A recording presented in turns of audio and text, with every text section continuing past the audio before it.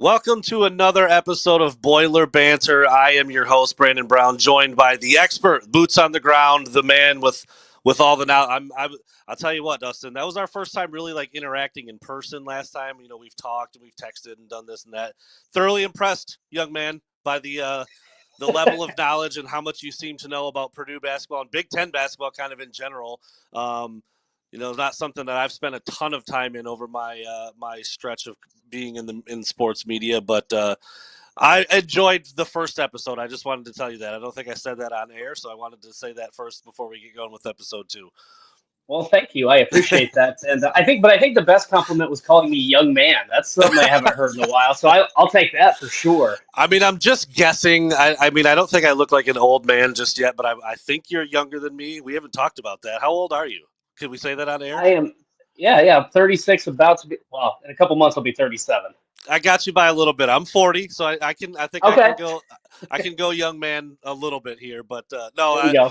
Like I said, I mean, I've been doing the Indiana podcast with the guys over at the Indiana Hoosiers site, and now starting this up with you. And I feel like I'm learning a ton, which I really enjoy. I mean, I've been covering Michigan for the better part of a decade, and so to branch off into these other schools has been cool for me. And yeah, I feel like I learned a lot just in that one episode in the last month with the Indiana guys too. So it's been cool, especially coming down the stretch here in the Big Ten season.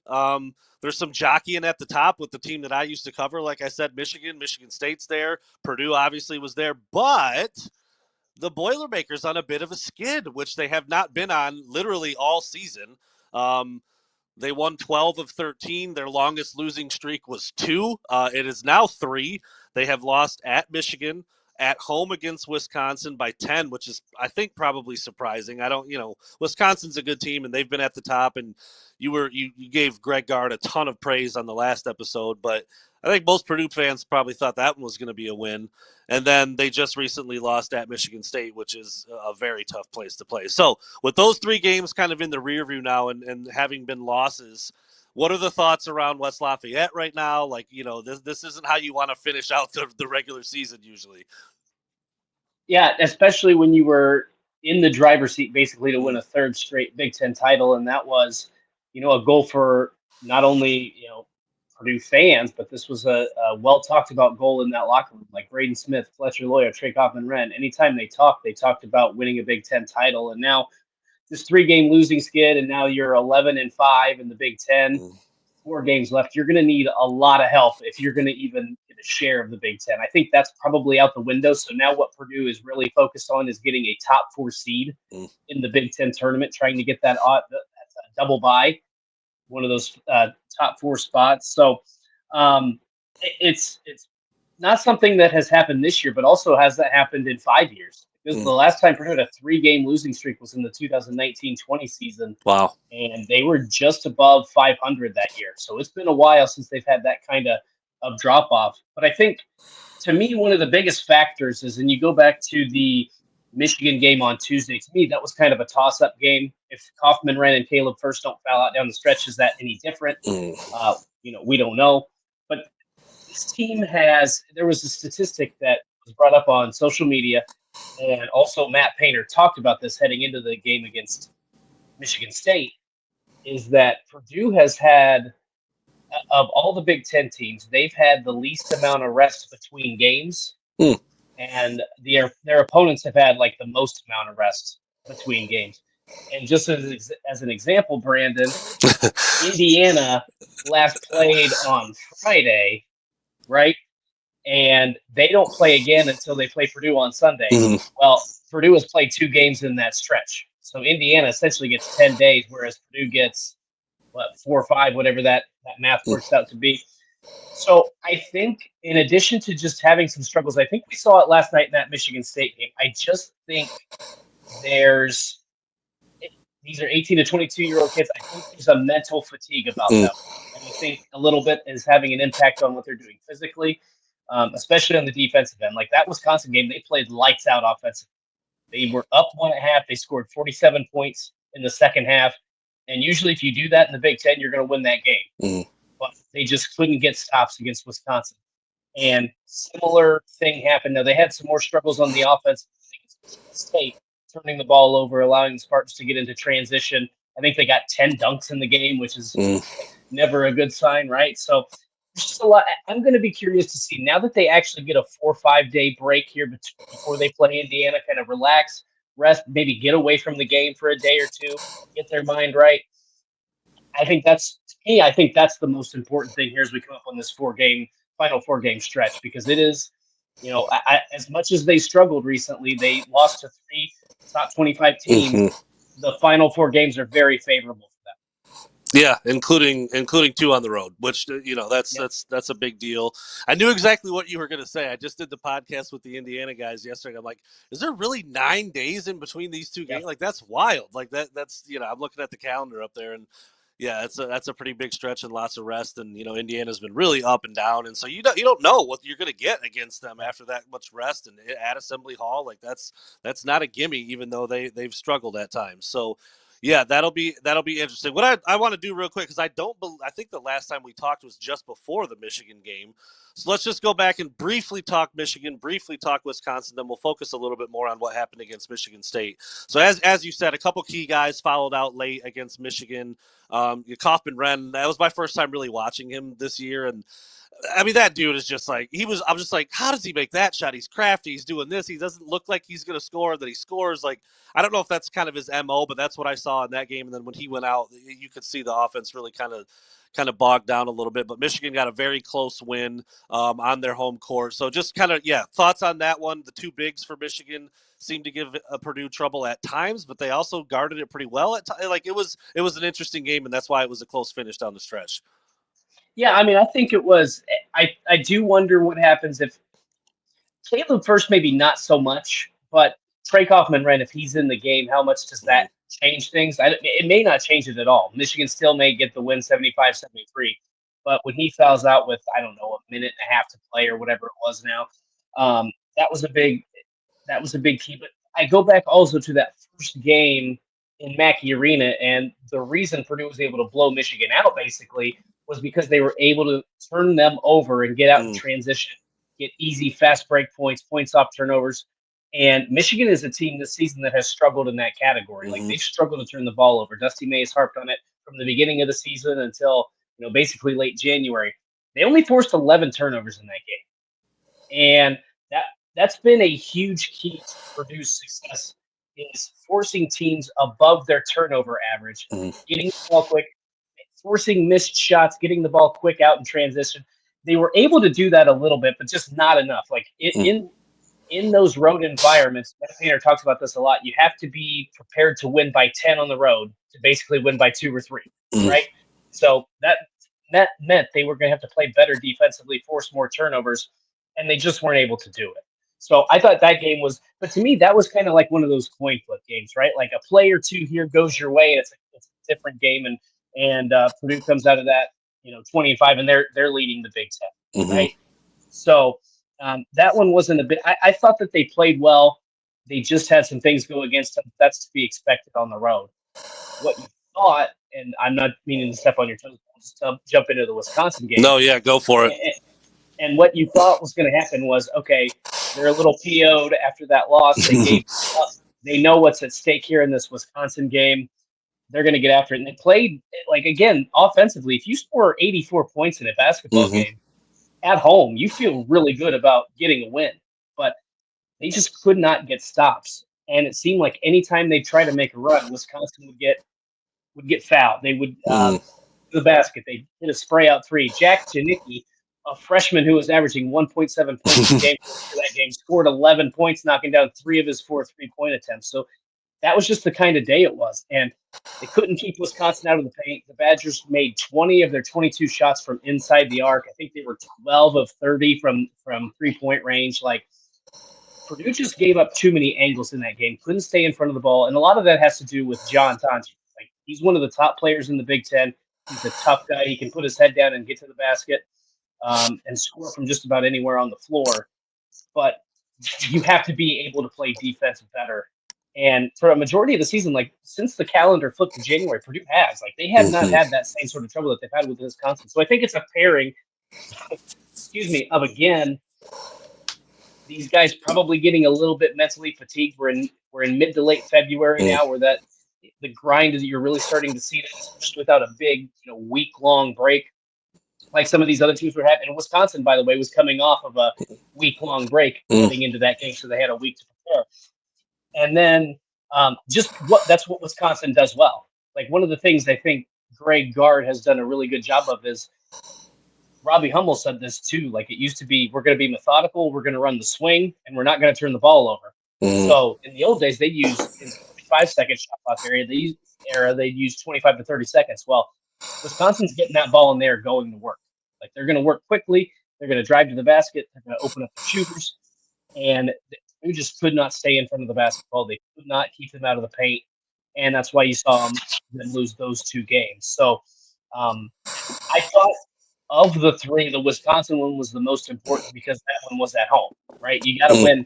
You got to win that one to kind of keep your head in this race. But just not enough defense and too much Wisconsin offense. Yeah, I like Robbie Hummel, by the way. Purdue fan, are they? Is there some pride there whenever he's calling a game? I think he's great. I think he's really good.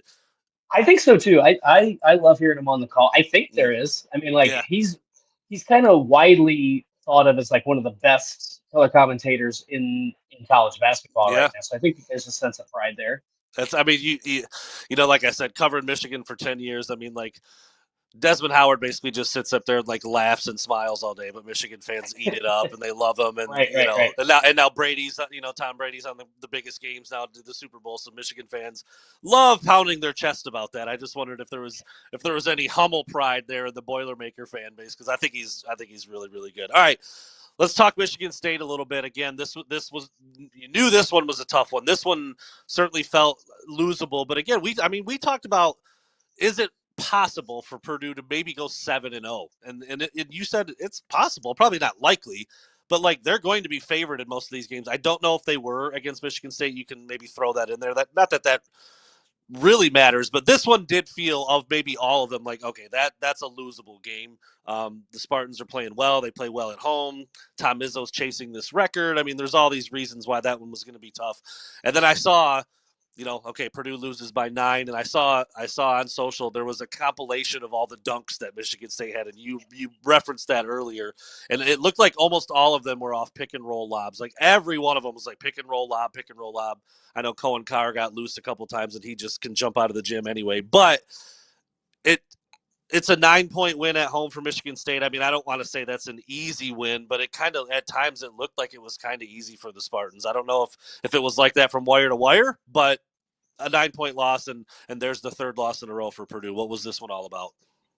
Yeah, I think Purdue got up to a really good start in this game, and at one point they were ahead 26-20, and then there were just some costly turnovers. And I think, look, there's some things I'm going to say here, but then I'm going to have to explain, right? Like Braden Smith probably didn't play his best basketball game, and I say that he ends up with 17 points on 7 of 13 shooting, 8 assists, 5 rebounds. He had 6 turnovers, and he was not playing on 2 feet a lot of that game. There were 3 passes he made midair that I think if he just shoots the basketball, Michigan State doesn't get in transition and get those easy points on the other end. So right there's 6 points, right? And so it just seemed like a game where he was getting frustrated, and this is where I think maybe some of that mental fatigue is starting to set in a little bit, because not only has Purdue had short turnarounds this season, that dude's playing 39, 40 minutes every single night. So, and he was still incredible last night. His worst night is still better than a lot of guards' nights in this league, right?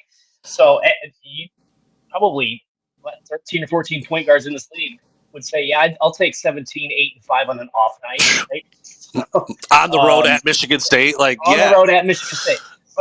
But I think it was just his decision making at times, and it wasn't all game long. But it seemed like when Purdue had that 26-20 lead, and then I think he had 2 turnovers in a span of the next 3 possessions, they were just critical times. So early in that game, Michigan State made a run. But the thing to me, Brandon, that I thought was interesting is as easy as Michigan State made it look at times. Under 4-minute timeout, Purdue's only down 6. And if I remember correctly, they got free throws coming out of that timeout, and so they cut it to 4. You call me young man, but I'm getting a little bit older. My memory's getting fuzzy about what happened, right? But either way, it seemed like Michigan State was just controlling and dominating the Mm. game, and yet still Purdue at the 4 minute mark had a chance to win a big game on the road over a really good Michigan State team. And so I think if there's a positive, that's what you can take away. Like, as ugly as it looked, this team trailed 13 points on the road, and Michigan State was getting everything easy. Yet they were able to battle back and put up some fight. I think if you're a Purdue fan, just an observer watching this, you probably feel better about that result if you beat Wisconsin or Michigan, right? If it's not Mm. a 3 game skid and take in, because if you lose 2 of those 3 games, you might be you're still on the outside looking in, but you feel at least like you at least have a shot to win the Big Ten in these final 4 games. I think a lot of fans are thinking that's probably out the window. Let's just get a top 4 seed at this point. So, the Michigan State game, I'm curious. The other aspect of this is Trey Kaufman-Renn and Braden Smith had to do so much of the heavy lifting. They combined for 41 of Purdue's 66 points. You've got to find other guys who knock down shots. And I know I'm kind of rambling here, Brandon, but another thing that I thought was key in that game was probably at least 3 shots from Miles Colvin, or 3 from Miles Colvin, 2 or 3 from Cam Heide, and probably 2 or 3 from Braden Smith, where they passed up a good shot for a turnover or a worse shot. Mm. And you just can't have that. You've got to be shot ready. You've got to be able to have the confidence to, again, Tanner talks about this all the time. Like, even if you miss it, if you take a good shot, it allows you to get back and set your defense. Now, Michigan State's supremely athletic and able to get the ball out and transition off those misses, so it may not have been the same scenario, but certainly you've got to take better shots. And I just thought if those guys shoot those 8 or 9 threes that they had, even if you make 2 of them, again, that's another 6 points right there. Mm. So it's a completely different complexion coming down the stretch. So there's just a lot of things I think you take from the Michigan State game, but you look at it big picture. To me, this is just a team that's kind of battling frustration, battling fatigue. They get a chance now. They have Indiana on Sunday, then they get a break for UCLA. So they basically play 2 games over the next whatever that is, 10, 11 days. Mm. So maybe getting away from the game, getting that little bit of breather, having a chance to hit the reset button for these final 4 games, I think will do this team a lot of good. Well, it is interesting how just a couple of games have shifted things at the top of the Big Ten quite a bit. Purdue was kind of standing all alone up there, and now they're in fourth. I mean, Yeah, after right. I mean, they're still sitting at a very respectable 11-5 in the Big Ten, but you've got Michigan now in the pole position at 12-2. Haven't lost at home yet. Michigan State 12-3. Wisconsin has moved in front of Purdue at 11-4, and then there's Purdue at 11-5, and Maryland at 10-5 on kind of on their heels. So like it's pretty crowded at the top with Michigan State play coming up. You've got a tough, potentially tough. I mean, I think Purdue should now, after 3 games, like you said, be even more upset and go into this game against a rival Indiana and be like, we're done. We're not getting to 4 losses. Like, this is it. We're getting a win. I don't care that it's at Assembly Hall. I don't care that, Mike Woodson's on his way out and they're all just playing for pride at this point. Like, we need to go get a win in that one, even though, yeah, Indiana's coming off a week and a half of rest, which is, it's just very interesting overall. I guess what's the, it's a tough climb for Purdue to get back to the top of the standings, and you said now I guess they're just hopeful that they'll stay at least in the top 4. I mean, you said it a couple times. The schedule I think is favorable for that. 7-0 is certainly out the door. Yeah, right. Is 3-0 or 4-0? Is it 4 games left? 4-0 left. Is that now realistic to go 4-0 and finish the season and get to what would it be 23 wins overall, 15 in the Big Ten? Yeah, I think it is possible. I think this is much more possible. I think when we talked last week before the Michigan game, I It think was I a bit of a said pipe dream. Yeah, I I think think we were on board with that. I think I thought that Purdue would finish 5-2, but I Mm-hmm. thought 6-1 was in the realm of possibility. But I mean, even if you win these last 4 games at 4-3, considering that stretch, like Mm-hmm. I always think about it. I think about it in terms of not the streak and how many games you lose in a row. Like if you were to, if you were to play Wisconsin later, right? If you swap that out and it's later in the season, and you look at that thing, you look at that schedule, and say, hey, you finished this 4-3. I think a lot of Purdue fans would take it, but because of the fact that it's all right in a row. Now people Mm-hmm. are hitting the panic button. People are, wanting lineup changes and all this stuff. It's just like, relax. This is still a team, as you mentioned, that won 11 or 12 or 12 out of 13 at one point. Like they're perfectly fine. They're a good basketball team. They just hit a bumpy road. Mm-hmm. But what's going to be interesting to me about this Indiana matchup, now remember, this was a game that came down to the wire. Trey Kaufman-Renn had to hit a shot from the free throw line late in the game to win at Mackey Arena. So Indiana and Mike Woodson, for as much as he struggled at IU, he's 3-4 against Matt Painter. So he could end with a 500 record against Purdue if they were to win this game. So he's gotten some things figured out against the Boilermakers. I am curious though, how does a 9-game break with no basketball impact Indiana? Do they come out with a little bit of rust? I think the key in that game is Purdue's. I think it's human nature to come out when you haven't played a competitive basketball game in over a week to maybe get off to a sluggish start. We talk about Mm-hmm. being fresh, and that's good, but maybe the shots aren't falling. Maybe it takes some time. I think the key is for Purdue to take advantage of that. Really, those first 4 to 8 minutes, if they can kind of separate themselves and play in front of that, I think that really is going to benefit them because we've seen at times this season in the second half, guys like Malik Renew get going. Um, he can find his shot at some Mm-hmm. point. So Mackenzie Mbako's a guy that, as the flow of the game continues, he seems to get better. Trey Galloway had a field day at Mackey Arena the last time they played. So there's a lot of interesting aspects of this, but I do think secretly, as much as I'm sure Indiana fans have watched, enjoyed watching Purdue's demise through these last 3 games. I'm sure they kind of wanted them to get a win at Michigan State so they wouldn't enter Assembly Hall with kind of this chip on their shoulder. Um, and bringing that sort of that mentality into a rivalry game.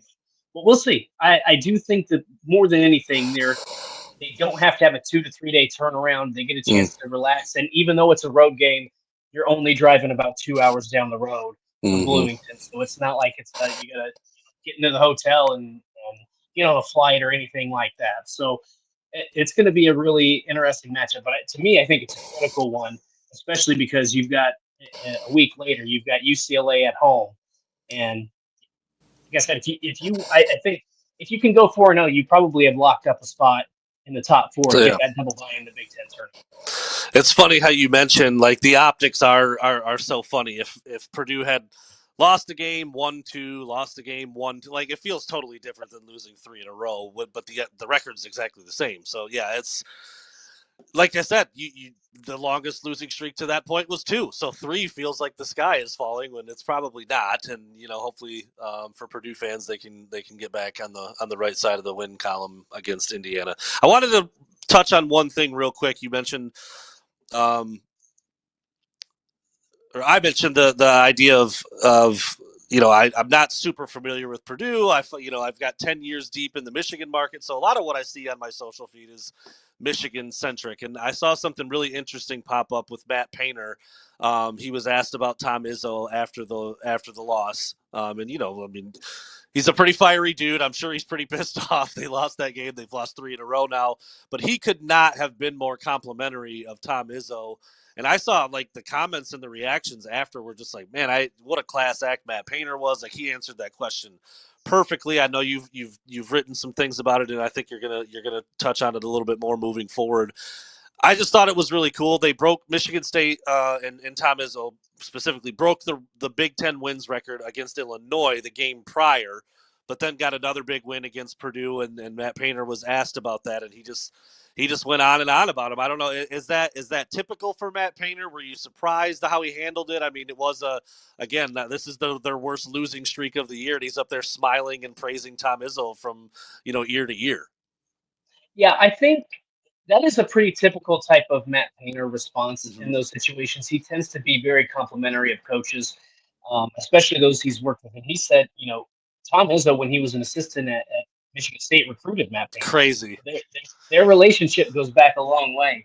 And I think what it does is, I think what his response does more than anything, and again, Tom Izzo breaking Bob Knight's record, Painter said it like he thought the Big Ten wins was like the Joe DiMaggio Mm. hit streak, 6-game hit streak. Like he just thought it was one of those things that was never going to get broken. Here is Tom Izzo, 30 years into his Michigan State career, and he finally surpassed one of the greatest coaches in college basketball history. mean, he is one of the greatest coaches in college basketball history. But I think what Matt Painter does a really good job doing, and you saw it in his press conference last night, or maybe you saw it um, in the on social media, whatever it was. Mm-hmm. It kind of humanizes coaches. For sure. He kind of gives you this idea of like, and he said it best, like, you know, you you become your best season. Like the coach becomes their best season. The expectations ramp up, and he said it perfectly. Like, right, if they don't win a national championship or a Big Ten championship, then he's a bleepy coach. Like he's a bad coach, right? Yeah, yeah. That's I won't reuse the word he used, but basically said he's a bad coach, right? Like so you have to fight even the people that support you, even the people that are your fans and um, praise you. You have to battle them sometimes too. It's all a matter of expectations, and I think Matt Painter has probably dealt with that as much as anybody because for the longest time Purdue Mm-hmm. couldn't get over the hump to get to a Final Four. The national championship burden has kind of hung over his head, and that goes back to even the Gene Cady days. So I think there's been a lot of similarities that Matt Painter sees between Purdue and Michigan State. Like the point being, it's really hard to have the most wins in the Big Ten. It's Mm-hmm. really hard to win 10 Big Ten titles and get to 10 Big Ten titles and 8 Final Fours the way Tom Izzo has. So I think again, more than anything, it's just kind of gives you that human element. Like you see Tom Izzo on the sidelines and he's red in the face and he's yelling at officials and he's getting in the faces of his players and he just looks like this fiery, mean guy. But he's put in a lot of work. He cares about his players. You don't win that many games if you're not a world class coach and care about your guys. So I think that's what those comments more than anything kind of showed. It's hard for me to say as a Michigan guy, but he's clearly doing something right. I mean, like Right. and Michigan fans love to bag on him for those episodes of screaming and yelling, but I think Matt Painter said that too. You yell at people you care about. Like Yeah. you're passionate about people that you care about, and it shows. And it was cool. It's just he was funny at times, and he was serious at times, and he was complimentary at times. I just thought it was a really cool answer. I did not know the recruiting story. He said, I think he led off with that. He said one thing it means, he recruited me, and I'm 54, so one thing it means is that Tom's old, and Right. yeah, he's 70 years old now, and he still has as much passion and energy and fire as ever. And that's what led to, the incredible win total. So there you have it. I thought that was pretty cool. All right, we'll get you out of here on this. The game at Indiana. We talked about it a little bit already. Realistically, I mean, Purdue has to be thinking this is a must-win game. I mean, not in like the grand scheme of like the success of the season, maybe, but they want to stay in that top four. It's a rivalry game. They have this skid. It's on the road. Like, there's a lot of reasons why they want to win this one. Will they? Will they win this one at Indiana? Yeah, I think they will. I think if Purdue comes out of that stretch, and this is going to sound maybe counterintuitive or contradictory or whatever, maybe just dumb. I don't know. I think if they go 2-1 or even win one of those two games in that 3-game stretch, I think you feel a little bit more nervous if you're a Purdue fan. And I think certainly Purdue people are feeling nervous right now going into Assembly Hall with an Indiana team that went on the road and beat Michigan State. But I just think that Purdue's going to be locked in and more focused than ever. I think with Braden Smith having an opportunity to kind of catch his breath, relax a little bit. I think he's played 40 minutes, and technically he played 39 after like 26. So last night. So I think you're going to see a highly motivated and focused Purdue team on Sunday. And then again, Indiana, I think is playing good. Mike Woods figured out the way Purdue wants to play basketball. I think that 9-day stretch where they just don't play, I think they're going to come out sluggish, have trouble finding their feet, finding their legs. But I could be completely wrong on this. But I just think Purdue, after that 3-game skid, is going to go in there very purposeful, knowing how much this game means, knowing what's on the line. It's not just the Big Ten tournament seed; it's NCAA tournament seeding too. And just a week ago, just a few days ago, I guess now, they were slotted as the number 2 seed in the Midwest, and that would have been very beneficial because the Midwest is in Indianapolis. Now, I don't know that they're going to be able to get back to a 2 seed, but if you finish out 4-0 and you have a good showing in the Big Ten tournament, maybe you're able to hold serve, and despite this 3-game losing streak, maybe you're still able to lock that up a favorable spot come March. Yeah, it's going to be interesting. I think I think 9 days off is probably bad for an inconsistent team, and most, Yeah, like, I mean, rest is always good, and you are getting to the end of the season here, and you've talked about Purdue maybe running into some mental and physical fatigue, so in that way it could help. But yeah, Indiana's just been so up and down. I think taking that much time off is probably not a good thing. And Purdue's better. I mean, they're just a better team. I mean, they are. So you would think that they would really want a win there. But IU, I mean, they are hanging on to their tournament chances for dear life at this point. So they still have something to play for on, as Mike Woodson's wrapping things up there. So should be an interesting one. That's on Sunday. And then our plan is to be back on Tuesday, the 25th. So just a couple days after that game and ahead of the UCLA game. And so we'll see where we fit in. We moved this one a little bit to kind of let some things settle. So maybe we'll move that one too. We'll see. But yeah, the plan is right now we will be back on Tuesday to talk about the Indiana game and maybe preview the UCLA game. That's coming on Friday the 28th. So there you have it. He is Dustin, as I said, the young man with all the answers when it comes to Purdue basketball. I continue to learn a lot as we do these episodes. Dustin, thanks so much, man, and we'll be back next week. sounds good. Thanks, Brandon.